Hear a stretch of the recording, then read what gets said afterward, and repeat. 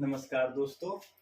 हम लोग अभी भारतीय राष्ट्रीय आंदोलन के सीरीज को देख रहे थे, जिसमें आज हम लोग का भारत छोड़ो आंदोलन चल रहा था, जिसका कुछ क्वेश्चन रह गया था, जिसको हम बोले थे कि अभी थोड़ी देर में कंप्लीट करवा देंगे।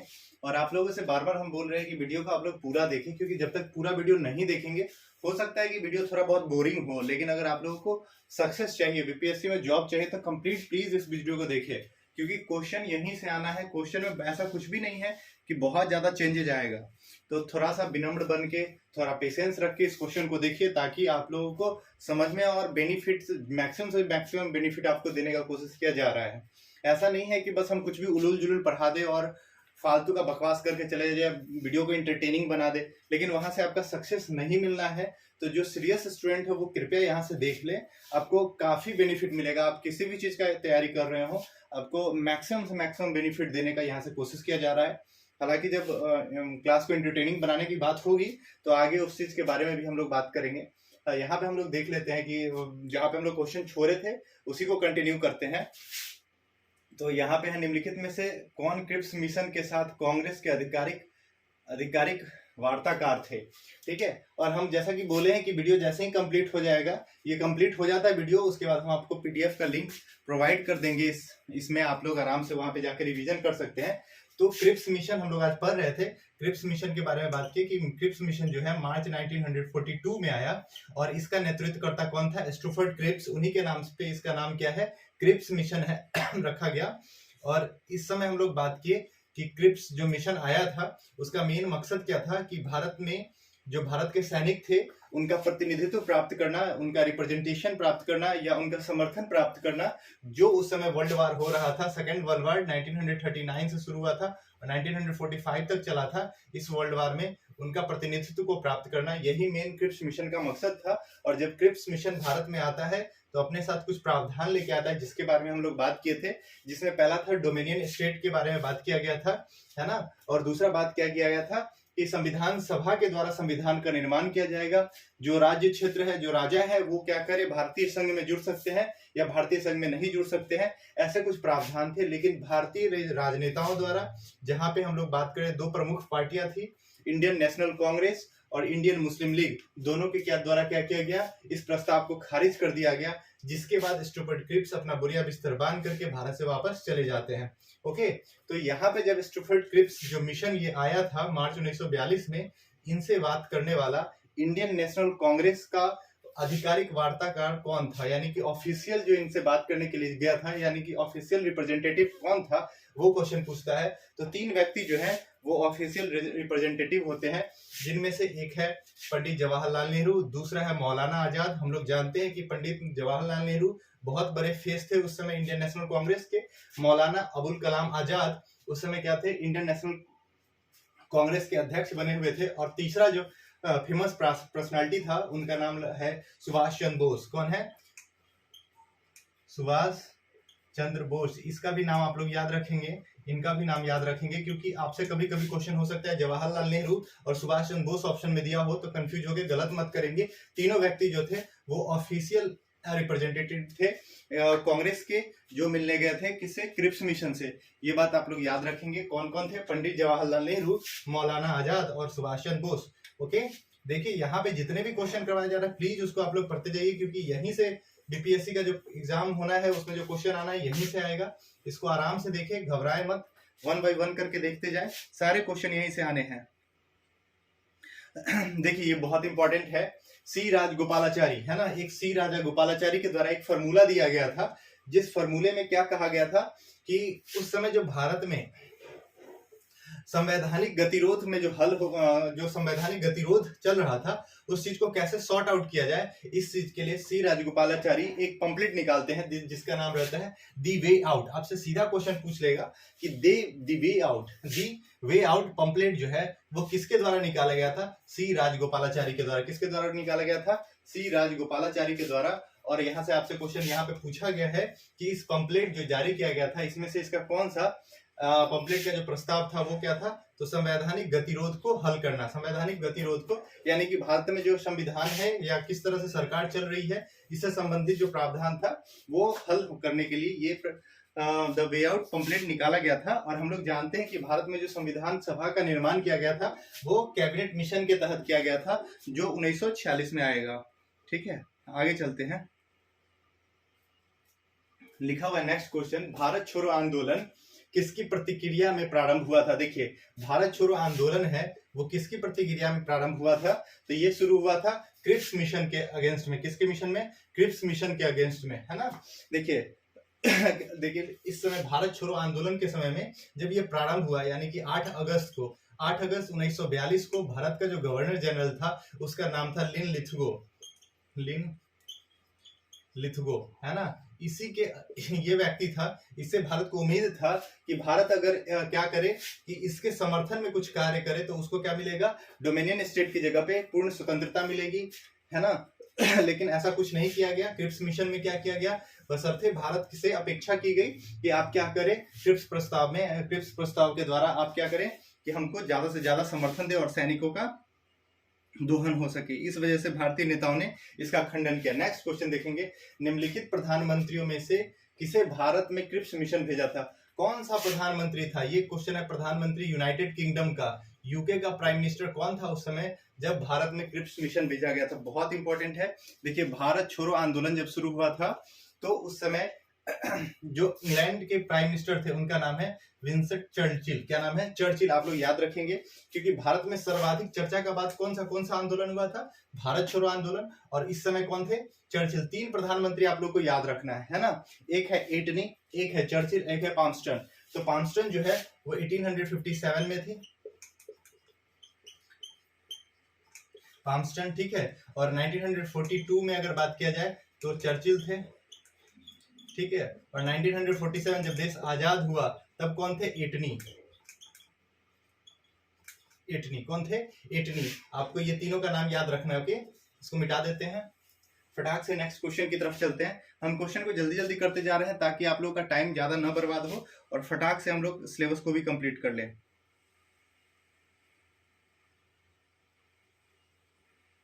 देखिए, ये क्वेश्चन फिर से आ गया ना, बहुत इंपॉर्टेंट है। भारत छोड़ो आंदोलन के समय में महात्मा गांधी को कहां बंदी बनाया गया? तो महात्मा गांधी को कहां बनाया गया? मुंबई में, है ना। ये हम लोग बात किए थे, मुंबई में बनाया गया। और मुंबई में कहां पे बनाया गया? तो आगा खां पैलेस में, है ना। आगा खां पैलेस में। ये बात आप लोग याद रखें, ये क्वेश्चन आपसे पूछेगा। आगा खां पैलेस में मतलब महात्मा गांधी को कहां बंदी बनाया गया? तो आगा खां पैलेस में, ठीक है। ये क्वेश्चन बहुत इंपॉर्टेंट है। और आगा खां पैलेस कहाँ है? मुंबई में, ओके। नेक्स्ट क्वेश्चन हम लोग देखते हैं।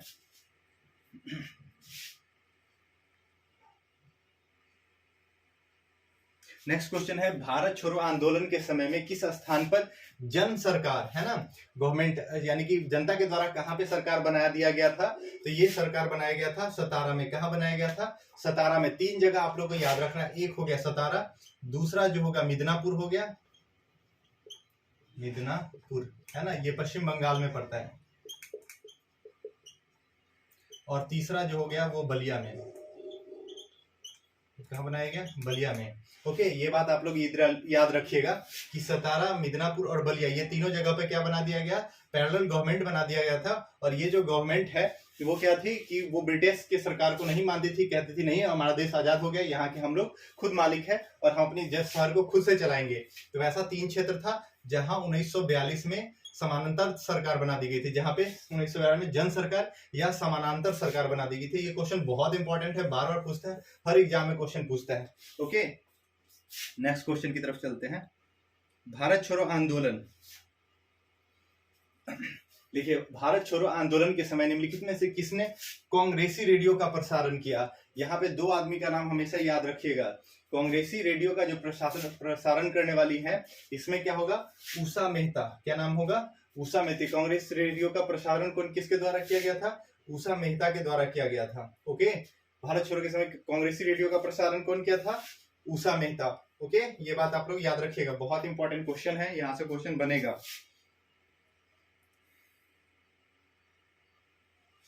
नेक्स्ट क्वेश्चन आ गया ना, उषा मेहता।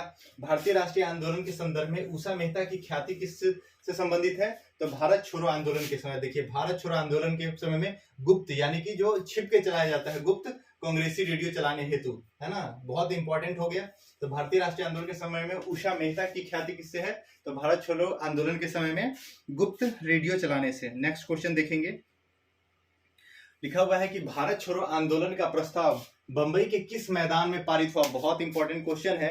भारत छोड़ो आंदोलन जो है बंबई के किस मैदान में पारित हुआ? तो ये हुआ था ग्वालियर टैंक मैदान में। कहा हुआ था? ग्वालियर टैंक मैदान में, ठीक है। और ये कब हुआ था? 8 अगस्त को, 8 अगस्त को 1942। इसी वजह से अगस्त में हुआ, इसको हम लोग अगस्त क्रांति भी कहते हैं। देखिए, भारतीय इतिहास में अगस्त महीने का बहुत महत्वपूर्ण रोल है। अगस्त क्रांति कहते हैं क्योंकि बहुत सारी घटना जो है अगस्त में घटी है। जैसे जैसे हम लोग पढ़ते जाएंगे वहां पे हर एक चीज के बारे में बताते जाएंगे ताकि कंफ्यूजन नहीं हो। अगर अभी ही सारा लिख देंगे अगस्त प्रस्ताव, अगस्त क्रांति, तो आप लोग कंफ्यूज हो जाइएगा। तो भारत छोड़ो जो है आंदोलन 8 अगस्त को प्रारंभ हुआ था, बंबई के ग्वालियर टैंक मैदान से प्रारंभ हुआ था। इस वजह से इसको हम लोग अगस्त क्रांति के नाम से भी जानते हैं। ओके, नेक्स्ट क्वेश्चन की तरफ चलते हैं। नेक्स्ट है जब भारतीय राष्ट्रीय कांग्रेस ने भारत छोड़ो प्रस्ताव पारित किया, उस समय कांग्रेस के अध्यक्ष कौन थे? उस समय कांग्रेस के अध्यक्ष कौन थे? आप लोग बताइए। मौलाना अबुल कलाम आजाद। हम लोग बताए ना कि मौलाना अबुल कलाम आजाद है longest serving president of Indian national Congress. ये सबसे लंबे समय तक, सबसे कम उम्र के भी ये प्रेसिडेंट है। अगर आपसे पूछे कि अब भारतीय राष्ट्रीय कांग्रेस के सबसे कम उम्र के कौन रहे हैं, अध्यक्ष कौन बने थे? तो अबुल कलाम आजाद। और ये सबसे लंबा सर्विंग किए थे, 1940 से लगा करके 1946 तक ये इंडियन नेशनल कांग्रेस के क्या बने हुए थे? अध्यक्ष बने हुए थे। ये बात आप लोगों को याद रखना है। तो भारत छोड़ो प्रस्ताव को पारित करने समय कांग्रेस के अध्यक्ष कौन थे? Maulana Abul Kalam Azad. Okay, next question की तरफ चलते हैं हम लोग। बहुत इंपॉर्टेंट क्वेश्चन है। किसने कहा था कि आजादी लगभग हमारी पहुंच में है, इसे कसकर पकड़ना चाहिए? यानी आजादी तक अब हमारा क्या हो चुका है? अप्रोच हो चुका है और इसको इतना जोर से पकड़ना चाहिए कि हमारे हाथ से न पिछले, है ना, रेत की तरह ना निकल जाए। ये किसने कहा था? महात्मा गांधी ने कहा था। किसने कहा था? ये किसका स्टेटमेंट है? महात्मा गांधी की तरफ। बहुत इंपॉर्टेंट क्वेश्चन है और ये भी आप लोग याद रखेंगे, ये आजादी हमारे पहुंच तक है, इससे कसकर पकड़ लेना चाहिए। ये किसके द्वारा और कब कहा गया था? तो भारत छोड़ो आंदोलन में कहा गया था और महात्मा गांधी के द्वारा कहा गया था। ओके, इसमें तो कोई डाउट नहीं है। नेक्स्ट क्वेश्चन की तरफ चलते हैं हम लोग। भारत छोड़ो आंदोलन के समय कौन युवा महिला नेत्री अवज्ञा और प्रतिरोध की प्रतीक थी? बहुत इंपॉर्टेंट क्वेश्चन है ना। इंडियन नेशनल जो मूवमेंट में क्विट इंडिया मूवमेंट था, यानी भारत छोड़ो आंदोलन था, उस समय कौन सी युवा महिला थी जो अवज्ञा और प्रतिरोध के प्रतीक थी? तो वो है अरुणा आसफ अली। कौन है?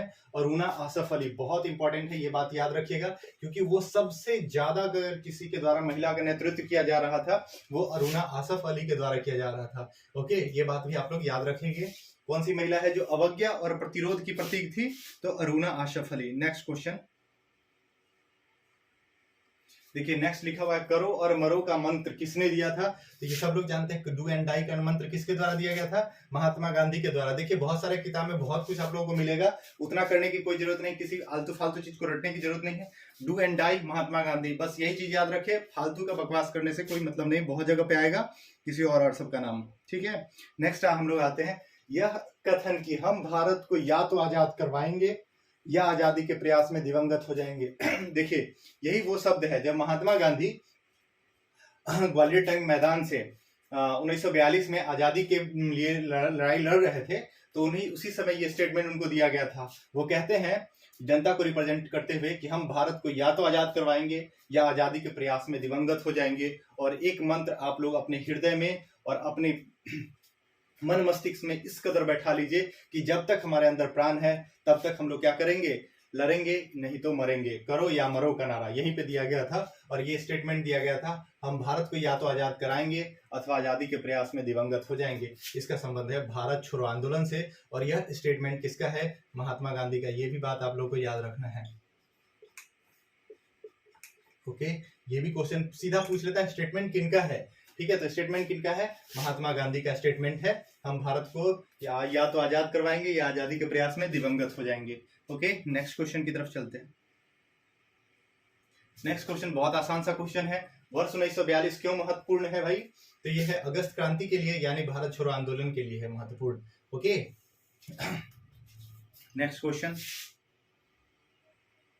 14 जुलाई 1942, ये वर्धा में, कहा हुआ था? वर्धा में 14 जुलाई 1942 को कांग्रेस की कार्यकारिणी समिति, इंडियन नेशनल कांग्रेस कमेटी, याद रखिएगा कभी कभी पर कांग्रेस न लिख के INCC लिखा हुआ होगा, ऐसे INC और C।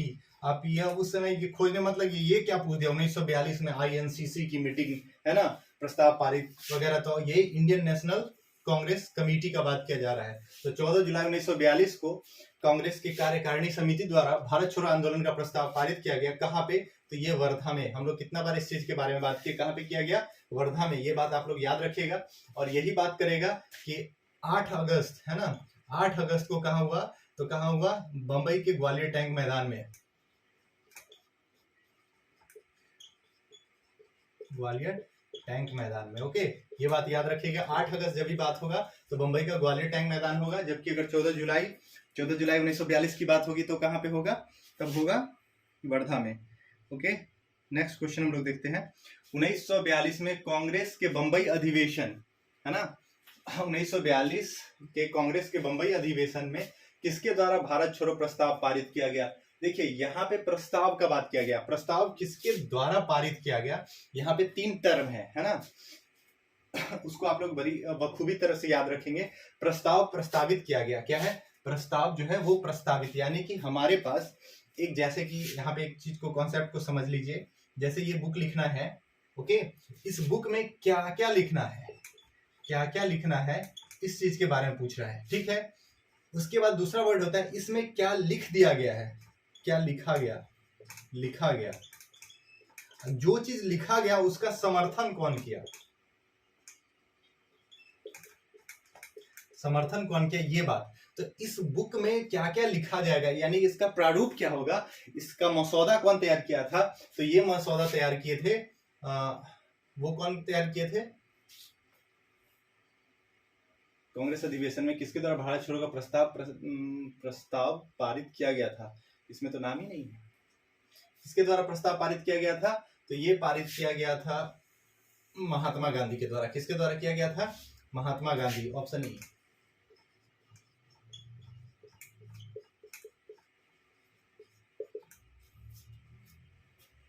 सॉरी, एक मिनट, इसको कैंसिल कर लीजिएगा। यहाँ पे लिखा हुआ है प्रस्ताव पारित किया गया, है ना, प्रस्ताव प्रस्तावित है यार, छोड़ो भारत छोड़ो का प्रस्ताव पारित किया गया। ये होगा जवाहरलाल नेहरू के द्वारा। किसके द्वारा? जवाहरलाल नेहरू के द्वारा, ठीक है। ये क्या है? प्रस्ताव प्रस्तावित किया गया, यानी कि वहां पे रखा गया, ये प्रस्ताव रखा गया था किसके द्वारा? जवाहरलाल नेहरू के द्वारा। ओके, ये इसका सही आंसर होगा। भारत छोड़ो के बंबई अधिवेशन में किसके द्वारा भारत छोड़ो का प्रस्ताव प्रस्तावित किया गया? याद रखिए, यह है Jawaharlal Nehru. Okay, next question की तरफ चलते हैं। यहाँ पे 3 टर्म है, उसको ध्यान से रखिएगा क्योंकि ये क्वेश्चन पूछता है।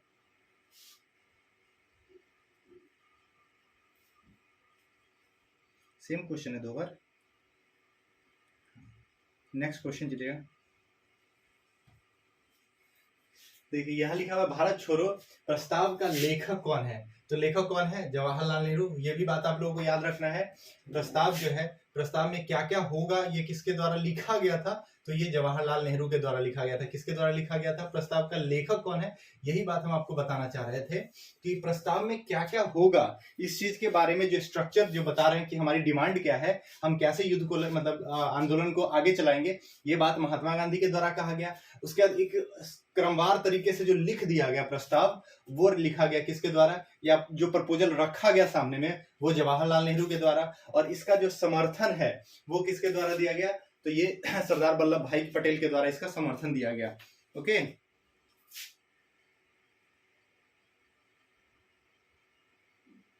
नेक्स्ट क्वेश्चन ये है, भारत छोड़ो आंदोलन प्रस्ताव का आलेख बनाया गया। देखिए आलेख मतलब हो गया कि ये इसमें क्या क्या होगा, इसका ड्राफ्ट किसके द्वारा तैयार किया गया था? तो महात्मा गांधी के द्वारा। किसके द्वारा? महात्मा गांधी के द्वारा। ये बात आप लोग याद रखेंगे। प्रस्ताव का आलेख किसके द्वारा या मसौदा किसके द्वारा? तो वो महात्मा गांधी होगा। क्या होगा? महात्मा गांधी होगा। नेक्स्ट चलेंगे। उसके बाद आ जाता है कि भारत छोड़ो आंदोलन 1942 में जो प्रस्ताव का समर्थन किसके द्वारा, बोले ना, यहाँ पे आप लोगों को समर्थन भी याद रखना है कि जो प्रपोजल आया है उसको कौन सपोर्ट कर रहा है ना। तो वो सपोर्ट करने वाले व्यक्ति कौन थे? लौह पुरुष सरदार वल्लभ भाई पटेल। कौन थे? लौह पुरुष सरदार वल्लभ भाई पटेल। ओके, यहाँ पे तीनों बात याद रखना है आप लोगों को कि प्रस्ताव जो है वो लिखा कौन है ना, या प्रस्तावित कौन किया? प्रस्तावित तो जवाहरलाल नेहरू।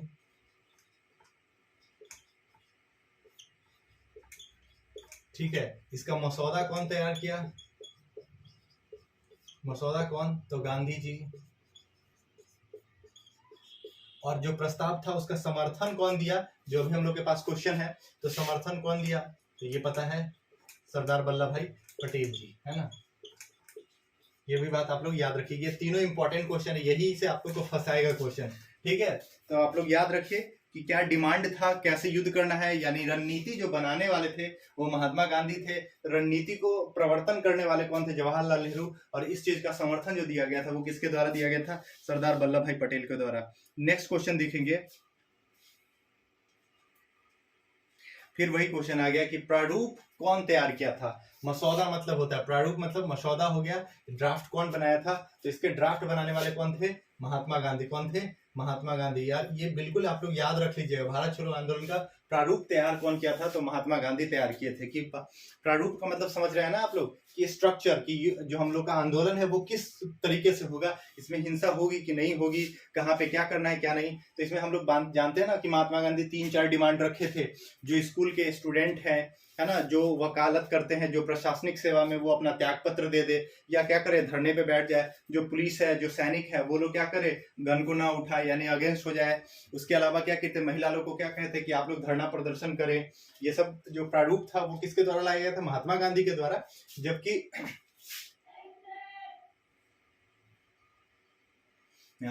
जबकि इस प्रस्ताव को लिख के सामने जो प्रस्तावित किया गया था वो किसके द्वारा? जवाहरलाल नेहरू को। और इसका जो समर्थन किया था वो कौन किए थे? तो सरदार वल्लभ भाई पटेल किए थे। नेक्स्ट क्वेश्चन देखिए, ये तीनों एक ही तीनों जो क्वेश्चन है वो एक ही है। लिखा हुआ है, एक डूबते हुए बैंक, उत्तर तिथित चेक। यानी कि महात्मा गांधी जो है वो क्रिप्स मिशन, ये याद रखिएगा क्योंकि भारत छोड़ो इंपॉर्टेंट है, भारत छोड़ो आंदोलन हुआ ही था क्रिप्स मिशन की वजह से। तो वहां पे पूछ रहा है, देखिए क्रिप्स मिशन क्या था कि क्योंकि अंग्रेज का क्या था कि वो लगातार एक के बाद एक अपना स्टेट लूज कर रहे थे। ब्रिटेन जो था वो वर्ल्ड वॉर में क्या हो रहा था, अपनी शक्ति को खो रहा था। उसका पता नहीं था कि उसका साम्राज्य कितने दिनों तक रहेगा, लेकिन वो क्या कर रहा है, भारत को ये बता रहा है कि अपने सेना का समर्थन दो, भविष्य में हम तुमको कुछ करके देंगे। लेकिन सबको पता था कि कल किसने देखा है कि नहीं, तुम्हारी शक्ति तो कमजोर हो गई। ऐसा बैंक जो कल को दिवालिया होने वाला है वो हमको चेक दे रहा है। ऐसा बात किसने कहा था क्रिप्स मिशन के बारे में? तो महात्मा गांधी ने कहा था। किसने कहा था? महात्मा गांधी। एक डूबते हुए बैंक, उत्तर तिथि चेक, यानी कि जो बैंक डूब रहा है उसका चेक है। क्रिप्स प्रस्ताव एक टूटे हुए बैंक के नाम पर उत्तर दिनांकित चेक है। ये किसने कहा था? सेम बात, महात्मा गांधी। फिर यहाँ पे देखेंगे महात्मा गांधी द्वारा एक उत्तर तिथि चेक किसे कहा गया? तो क्रिप्स मिशन को, है ना। ये बात आप लोग याद रखिएगा, यहाँ पे क्वेश्चन एकदम बिल्कुल बनेगा। ये क्वेश्चन पूछता है, और ये इंग्लिश में वर्ड भी याद कर लीजिएगा, कभी कभी सेम चीज दे देता है, post dated cheque upon a crashing bank, यानी कि ऐसा बैंक जो खुद को दिवालिया होने वाला है और दूसरे को चेक बांट रहा है। नेक्स्ट क्वेश्चन देखेंगे, लिखा हुआ है, सर स्टैफर्ड क्रिप्स की योजना निम्नलिखित में से यह परिकल्पना थी कि द्वितीय विश्व युद्ध के बाद, देखिए वही है ना स्टैफर्ड क्रिप्स, जिसने क्रिप्स मिशन भारत, जिसकी अध्यक्षता में भारत में क्रिप्स मिशन आया था, उनके द्वारा द्वितीय विश्व युद्ध के बाद क्या भारत को, तो भारत को पूर्ण स्वतंत्रता प्रदान करेंगे। ये बात गलत है ना, पूर्ण स्वतंत्रता की बात की नहीं थी, वो डोमिनियन स्टेट की बात कही गई थी वहां पे, है ना। विश्व युद्ध के बाद क्या देंगे उसके बारे में बात कर रहा है। तो स्वतंत्रता प्रदान करने से पहले भारत को 2 भागों में विभाजित कर देंगे। नहीं, जब तक माउंटबेटन योजना नहीं आता है तब तक भारत के विभाजन का कहीं पे कोई जिक्र नहीं है। तो ये मत भूल, आप लोग गलती कर लीजिए। भारत को इस शर्त के आधार पर गणतंत्र बना देना चाहिए कि वह राष्ट्रमंडल में शामिल होगा। अभी तक भारत जब तक आजाद हो रहा है इस चीज के बारे में बात ही नहीं हो रहा है। भारत का बात हो रहा था सिर्फ डोमिनियन स्टेट का, यानी कि भारत को डोमिनियन स्टेट दे देना चाहिए। इसी बात को लेकर के कौन आया था?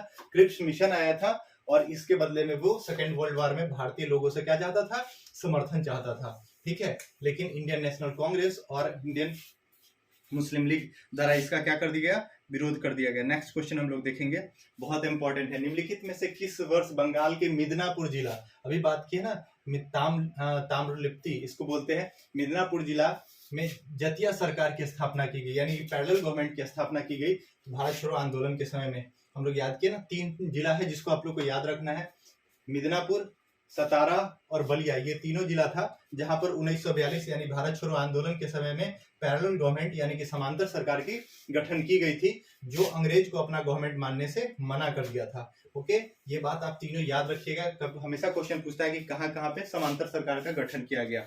नेक्स्ट क्वेश्चन हम लोग देखते हैं, भारत छोड़ो आंदोलन से उत्पन्न दंगे किस क्षेत्र में सबसे अधिक व्यापक रहे। देखिए यहाँ पे अधिक जोड़ा हुआ है, यानी क्वेश्चन पे जोड़ दे रहा है, ऐसा नहीं क्वेश्चन पूछ रहा है कि कहां कहां पे हुए। तो हम लोग को पता है कि भारत छोड़ो आंदोलन के समय में तो पूरे भारत में लगभग आंदोलन हुआ, लेकिन यहाँ पे सबसे व्यापक या अधिक पूछ रहा है, क्वेश्चन पे जोड़ डाल रहा है, तो इसका आंसर क्या होगा, बंगाल, सॉरी बिहार, क्या होगा, बिहार। बिहार जो था उसमें भारत छोड़ो आंदोलन के समय में काफी दंगा हुआ, जिसमें आप लोग जानते हैं कि 11 अगस्त को सचिवालय कांड हो गया, जिसमें 7 स्टूडेंट क्या हो गए, की हत्या हो गई, स्टूडेंट की हत्या हो गई। उसके अलावा क्या हुआ, जयप्रकाश नारायण को कैद कर लिया गया, जो हजारीबाग जेल से भाग के चले आए, और उसके बाद आजाद दस्ता का गठन किए, और लगातार जितने भी सेना जगह था वो सबको क्या किया गया, पूरा जला दिया गया, पूरे शासन व्यवस्था को व्यस्त कर दिया गया। उसके बाद दूसरा क्या है, संयुक्त प्रांत, क्या है, बंगाल नहीं होगा, गुजरात नहीं होगा, क्या होगा, दूसरा नंबर संयुक्त प्रांत, यानी कि जो संयुक्त प्रांत है वो क्या आता है वर्तमान में, उत्तर प्रदेश मध्य प्रदेश का क्षेत्र, उत्तर प्रदेश और मध्य प्रदेश के क्षेत्र को हम लोग संयुक्त प्रांत कहते हैं। तो इसमें इसका आंसर क्या हो जाएगा, पहला और चौथा, कहाँ पे लिखा हुआ है, ऑप्शन नंबर डी, क्या होगा इसका, ऑप्शन नंबर डी। भारत छोड़ो आंदोलन के समय में सर्वाधिक या सबसे व्यापक जो दंगे हुए थे वो कहाँ हुए थे, बिहार और संयुक्त प्रांत में। ओके, नेक्स्ट क्वेश्चन की तरफ चलते हैं हम लोग।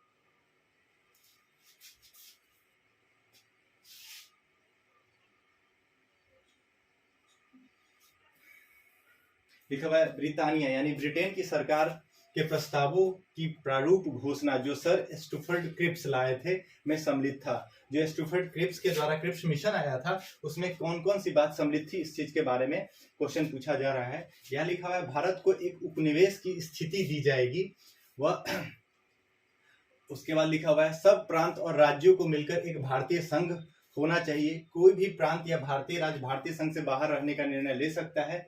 उसके बाद लिखा, भारत का संविधान भारत की जनता द्वारा निर्मित किया जाएगा, नीचे दी गई कूट। यहाँ पे देखिए, भारत का जो संविधान होगा वो भारत की जनता के द्वारा निर्मित की जाएगी, ये बात बिल्कुल सही है। कोई भी प्रांत या भारतीय राज्य भारतीय संघ के बाहर रहने का निर्णय ले सकते हैं, ये भी बात बिल्कुल सही था। उसके लिखा हुआ है, सब प्रांत और राज्यों को मिलाकर एक भारतीय संघ बनेगा, यानी कि यहाँ पे सब राज्य लिखा हुआ है, लेकिन वहां पे लिखा हुआ था क्या, भारतीय राज्य और प्रांतों के मिला के क्या बनेगा, भारतीय संघ मिलेगा, लेकिन सभी राज्य को नहीं, क्योंकि नेक्स्ट में देखते हैं ना, प्रांत या भारतीय राज्य जो भारतीय संघ से बाहर रहना चाहते हैं वो रह सकते, ये बात था, यानी सभी को यहाँ पे नहीं किया गया था। और उसके बाद नेक्स्ट क्या है, भारत को एक उपनिवेश की स्थिति दी जाएगी, यानी भारत को एक उपनिवेशिक कंट्री यानी कि डोमिनियन स्टेट का बात किया जा रहा है। तो इसका आंसर क्या होगा, पहला, तीसरा और चौथा, ये सही होगा, दूसरा नंबर गलत है। ओके, नेक्स्ट क्वेश्चन की तरफ हम लोग चलते हैं।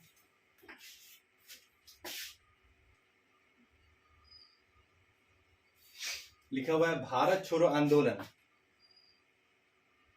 भारत छोड़ो आंदोलन फल था क्रिप्स के प्रस्ताव में भारतीयों के नौरस्य का, ये बात भी सही है, यानी कि जो भारत छोड़ो आंदोलन हुआ था इसमें मेन फैक्टर किसका था, क्रिप्स मिशन के द्वारा जो प्रपोजल लाया गया था उसकी वजह से भारत पर जापानी आक्रमण की धमकी, बिल्कुल भारत जो था वो कहा म्यांमार तक चलाया था, यानी उस समय का वर्मा तक आ गया था, और नेक्स्ट उसका टारगेट इंडिया ही था, क्योंकि इंडिया में किसका शासन था, अंग्रेज का। उसके बाद लिखा हुआ है, गांधी जी के लेखों में देशवासियों को हिंसक साधना अपनाने के लिए भड़काने पर नहीं, बिल्कुल गांधी जी कभी भी हिंसा की बात करते ही नहीं थे, तो ये गलत हो जाएगा। उसके बाद INCC आ गया ना, इंडियन नेशनल कांग्रेस कमेटी द्वारा अगस्त 1942 में एक प्रस्ताव पारित करके, ठीक है, यानी कि भारत छोड़ो का प्रस्ताव पारित करके, ये सारे फैक्टर है जिसके द्वारा भारत छोड़ो आंदोलन हुआ, जिसमें क्रिप्स मिशन का प्रस्ताव है, दूसरा क्या है, जापान का आक्रमण होना, और तीसरा क्या है, इंडियन नेशनल कांग्रेस के द्वारा एक प्रस्ताव द्वारा भारत छोड़ो आंदोलन शुरू किया जाना। तो पहला, दूसरा और चौथा आंसर इसका सही होगा, यानी कि ऑप्शन नंबर बी इसका सही आंसर है। ओके, नेक्स्ट क्वेश्चन की तरफ हम लोग चलते हैं।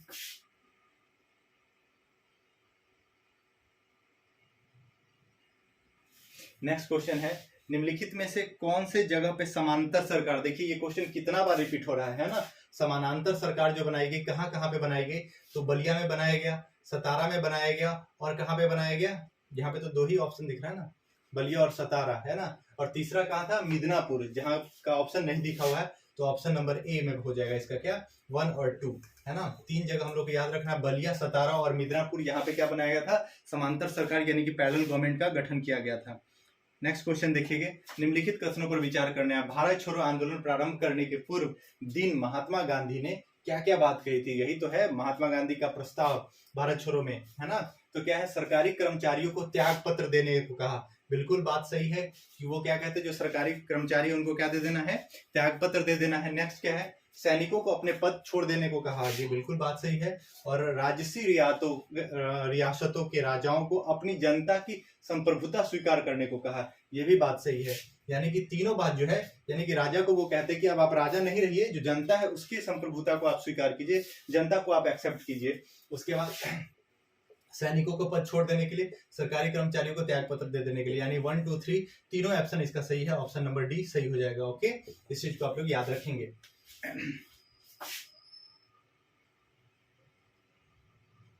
नेक्स्ट क्वेश्चन देखिएगा, ये थोड़ा सा हायर लेवल पे है क्योंकि आपसे स्टेटमेंट ओरिएंटेड क्वेश्चन पूछ ले तो आप लोग घबराए नहीं, इस वजह से इस तरह का क्वेश्चन बनाया गया है। ओके, तो देख लेते हैं, नीचे 2 वाक्य दिए गए हैं जिनमें एक कथन है और दूसरा कारण, दोनों को ध्यानपूर्वक पढ़ना है। पहला है, राष्ट्रीय स्वयंसेवक यानी कि आरएसएस सन 1942 के भारत छोड़ो आंदोलन से पृथक रहा। ठीक है, ये कथन कह रहा है आरएसएस क्या है, 1942 के भारत छोड़ो आंदोलन से पृथक रहा, ये बात बिल्कुल सही है कि आरएसएस जो है 1942 के भारत छोड़ो आंदोलन में पार्टिसिपेट नहीं लिया था। कारण लिखा हुआ है, इसका विचार था कि इस आंदोलन से भारत की स्वतंत्रता में देरी होगी, ये कारण नहीं है। इसमें कारण क्या है, क्योंकि इसमें इंडियन नेशनल मुस्लिम लीग जो है वो क्या कर रहा था, वो अपना फायदा देख रहा था और सिर्फ चाह रहा था कि क्या हो, भारत का विभाजन हो जाए और एक नए राज्य का गठन हो जाए। जबकि क्या था, राष्ट्रीय स्वयंसेवक संघ जो है इस बात से कांग्रेस का समर्थन नहीं कर रही थी, इस वजह से वो इस चीज से दूरी बनाए हुए रखा था। यानी कि देखिए, ये बात, दोनों बात सही है लेकिन एक दूसरे का समर्थन नहीं करता है। ठीक है, पहला दूसरा दोनों सही है, प्लस एक दूसरे की व्याख्या नहीं करते, यानी ऑप्शन नंबर बी सही है। देखिए क्या है कि पहला जो है, आरएसएस जो है वो 92 में भारत छोड़ो का पृथक रहता है। इसके पीछे कारण क्या है, कारण क्या है कि वो नहीं चाहता है कि इंडियन मुस्लिम लीग जो है वो भारत का विभाजन करे। और यहाँ पे जो लिखा हुआ है स्टेटमेंट कि उनको लगता था कि ये चीज देरी से होगा, ये दोनों स्टेटमेंट सही है लेकिन एक दूसरे का क्या करता है, ये सही व्याख्या नहीं करता है। ओके, नेक्स्ट क्वेश्चन में हम लोग चलते हैं। लिखा हुआ है, भारत छोड़ो आंदोलन को लोगों को जागृत करना और साहस दिलाने में सफलता मिली। भारत छोड़ो आंदोलन के द्वारा लोगों को जागृत करने और साहस दिलाने में सफलता मिली। कारण क्या है, करो या मरो का नारा लोगों के मन में प्रवेश कर गया। उपरोक्त के संदर्भ में निम्नलिखित में से कौन सा कथन सही है।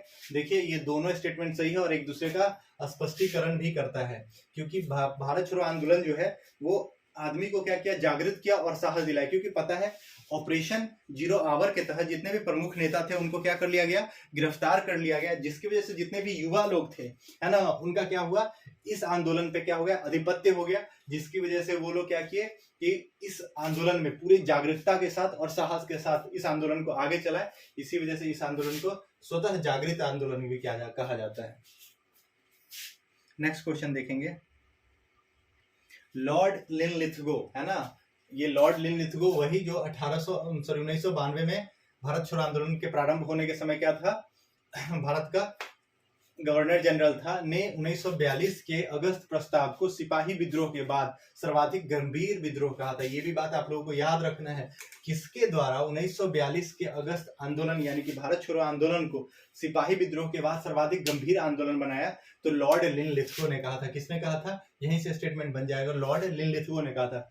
क्यों कहा था कि कुछ क्षेत्र के जो किसान थे वो लोग व्यापक जन आंदोलन में उठ खड़े हुए थे। ओके, तो इसका पहला और दोनों सही है और ये सही स्पष्टीकरण कर रहा है, क्योंकि इनके बात का समर्थन कर रहा है ना, कि उनको लगा, क्योंकि जो किसान वगैरह थे, जिन लोगों से उम्मीद नहीं थी, वो लोग सभी लोग क्या किए, जन आंदोलन में पार्टिसिपेट किए थे। ओके, नेक्स्ट क्वेश्चन,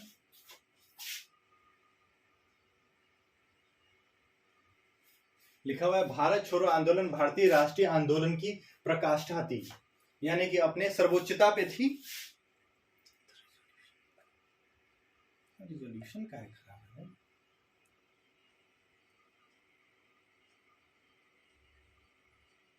प्रकाष्ठा, भारत छोड़ो आंदोलन भारतीय राष्ट्रीय आंदोलन की प्रकाष्ठा पे थी। कारण इसका है कि भारत छोड़ो आंदोलन के पश्चात शक्ति हस्तांतरण की प्रक्रिया की खोज समय की तकाज थी।